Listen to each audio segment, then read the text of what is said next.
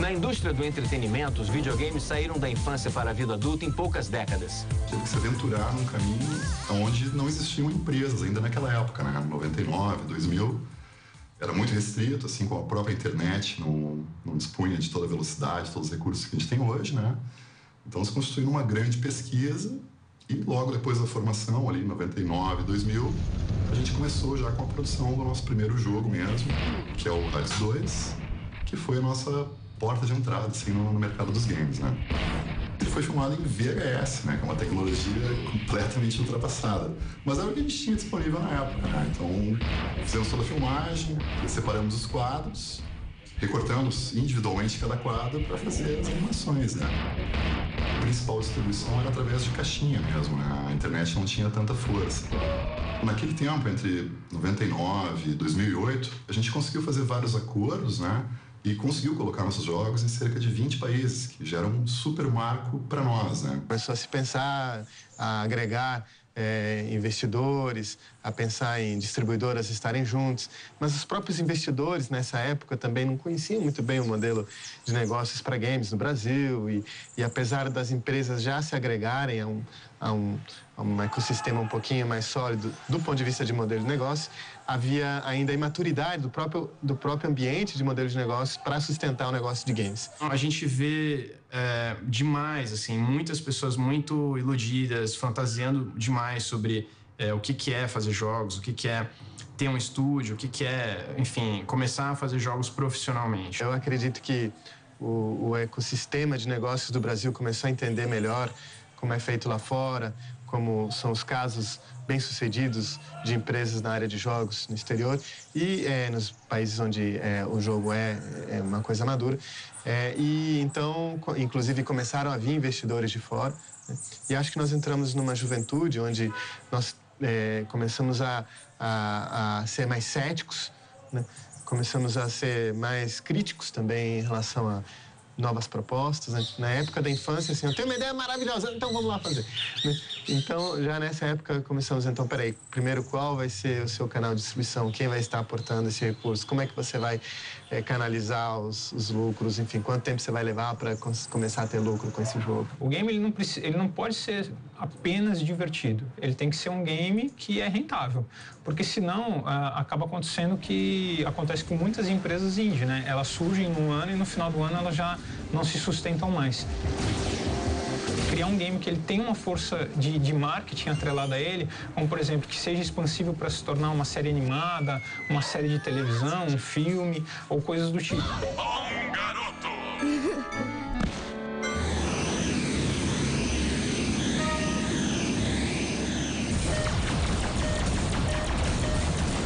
Nós não produzimos, quando queremos fazer algo para a indústria de jogos, algo puramente local. É necessário realmente um entendimento da indústria global e trazer agentes e players que entendem esse processo global. E acho que nós estamos passando por esse momento agora e as empresas já estão muito mais maduras e preparadas para esse ecossistema.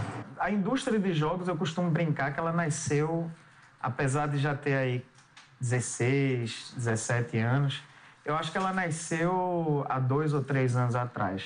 Hoje o Brasil já está entre os 7 maiores mercados do mundo para entretenimento, seja música, filme, videogames. De 3 anos para cá, o governo começou a entender que a indústria mundial de jogos era um negócio que devia interessar o Brasil como setor econômico. Então, a gente passa por uma indústria que tem, mundialmente, um potencial de chegar em 2015 faturando alguma coisa em torno de 82 bilhões de dólares. O Brasil continua sendo muito complicado, muito caro e o ecossistema não é business friendly, de jeito nenhum. É o contrário, é um dos mercados mais complicados do mundo. A Ubisoft gosta de mercados novos, então é por isso que já desde 99 apostamos no país. Se o governo conseguisse abaixar, reduzir os impostos, isso ajudaria muito mais. Acho que também as empresas que ainda não apostaram no Brasil, que hoje já são poucas, a gente já tem a maioria apostando no país. quando elas fizerem essas apostas, a gente vai conseguir ter um crescimento ainda maior do mercado local. We've been looking at it for a long time, and we've obviously sold product here for many years ago, but through other regions. It started to make sense as the market just started to really take off, and you had so many new people moving into the middle class and wanting and needing entertainment, and there was a lot of passion for our games. We had websites that were saying, Blizzard, please come to Brazil. And so we were just blown away by the level of interest and passion for our games. Viajei até aqui em busca da estrela cadente e para expurgar o mal desta terra.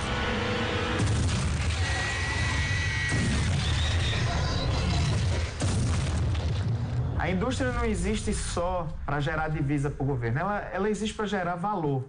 E valor não é só dinheiro, valor é percepção de emprego, são melhores posições, carreira, né? Essas coisas todas que toda pessoa, todo indivíduo procura.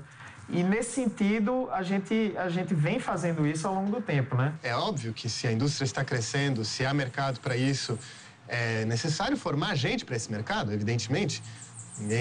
E é uma área difícil, é uma área, como falamos, assim, onde tem muitas variáveis complicadas para serem resolvidas. Os novos meios de comunicação sempre se inspiram nos antigos para criar uma linguagem própria. Essa mistura de referências torna o videogame um fenômeno complexo para se estudar. E para entender essa mídia, os pesquisadores buscam várias áreas do conhecimento.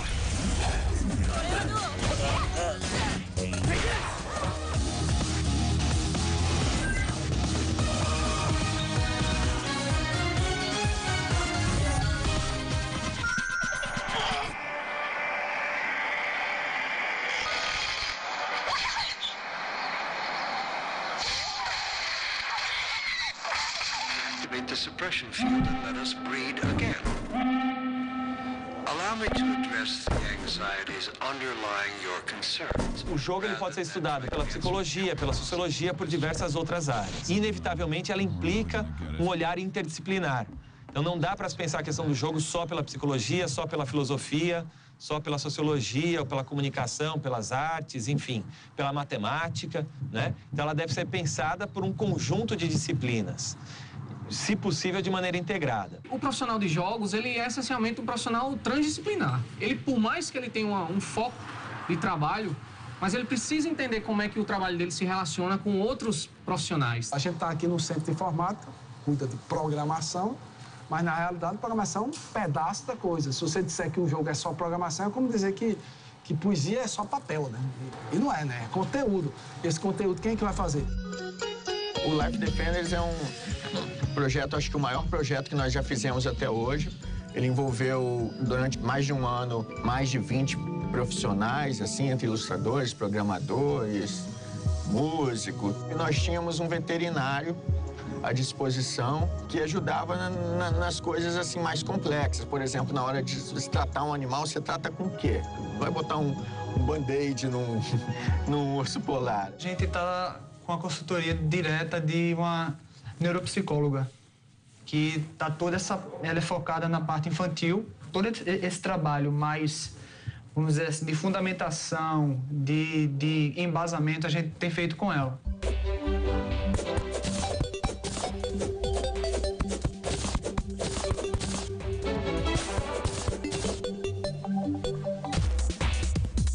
O que tem de desafio de estudar jogo, pelo menos do ponto de vista da tecnologia, que as plataformas são as mais diversas possíveis, mudam muito rapidamente, então é uma dureza que você tem que estar correndo atrás de novas ferramentas. Sei lá, 2 ou 3 anos atrás, quase ninguém sabia o que era o Unity 3G, que é a ferramenta hoje mais interessante para desenvolver jogo.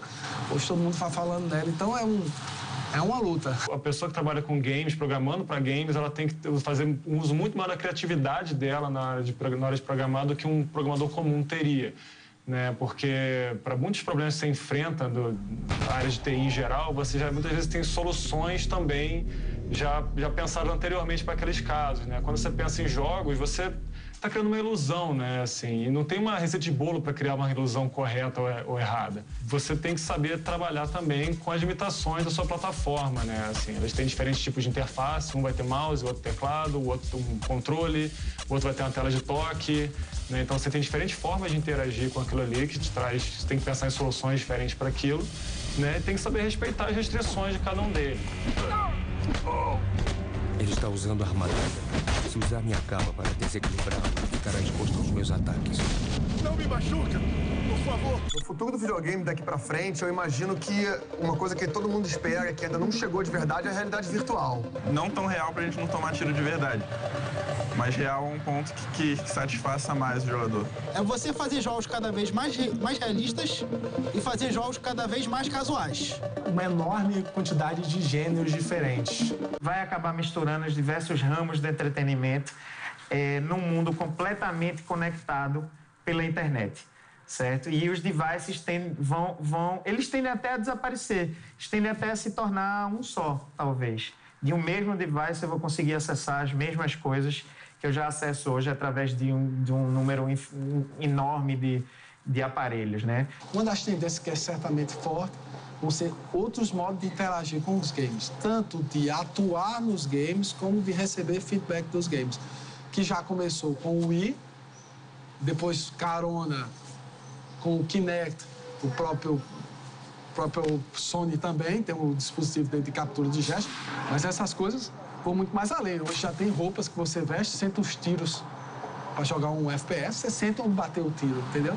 As coisas que estão rolando nesse momento aqui na tecnologia, no caso nos videogames, eu não sei se elas vão ser tão lembradas e vão perdurar e vão ser consideradas obras de arte daqui a uns 10, 15, 20 anos, como as coisas dos anos 80, dos anos 90 são. Então, qualquer cara da minha idade que você entrevistar, você vai ouvir o cara falando do Super Mario Bros 3, ou do Zelda, ou mesmo do Sonic, ou mesmo do Tetris. Quantos jogos dessa época, dos últimos 5 anos, serão citados daqui a 20 anos? Eu acho que tem um mercado muito forte de interatividade, que os profissionais de games estão preparados para embarcar nela, mas que não são games. Então, os games vão evoluir, claro, mas vão evoluir também muitas outras aplicações interativas que não são games, mas são muito interativas. Aplicações que demandam mudar a motivação das pessoas, entendeu? Fazer as pessoas se engajarem mais numa empresa, se engajarem mais na sala de aula, etc. E isso eu acho que é a tendência futura, é o game sair cada vez mais dos muros dos games, embora continue existindo uma indústria de games que faz game mesmo puro e duro. E a indústria brasileira tende a se tornar um grande player mundial. Eu aposto muito nisso para os próximos 10, 15 anos. Eu acho que essa fatia de mercado de 0,3, ela acabará se tornando uma fatia muito relevante. Não só pelos talentos que já são reconhecidos e premiados lá fora, mas pela qualidade do que se constrói aqui dentro.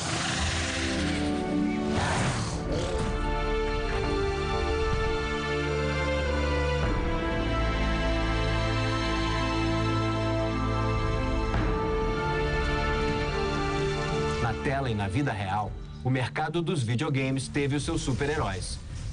Todos confiaram na visão de longo alcance, mas poucos souberam olhar o futuro sem tropeçar no presente. Esses foram os que entraram para a história. You hear that? Was that the lock? I'll check it out. Okay. I'll see what I can find here. Copy that. I'll radio you if I pick up Chris's trail. This thing has a lot of similarities to the corpses on the beach.